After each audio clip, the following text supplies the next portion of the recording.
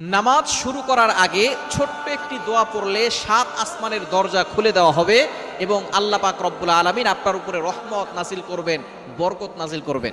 এমন একটি দোয়া আছে যেই বাক্যগুলো খুবই সহজ এবং উচ্চারণ করাও সহজ, এবং আপনি আমল করলে একবার বলার সাথে সাথে নবীজি সাল্লাল্লাহু আলাইহি সাল্লাম জানিয়ে দিয়েছেন তার জন্য আসমানের 7টি দরজায় খুলে দেওয়া হয়। রহমতের দরজাগুলো খুলে আল্লাহ তাআলা তার উপরে রহমত নাজিল করতে থাকেন, অঝোরে বৃষ্টির মতো রহমত তার উপরে পড়তে থাকেন, বরকত পড়তে থাকে। সুতরাং আমরা নামাজ শুরু করার আগে এই দোয়াটা একবার পড়ে নিব।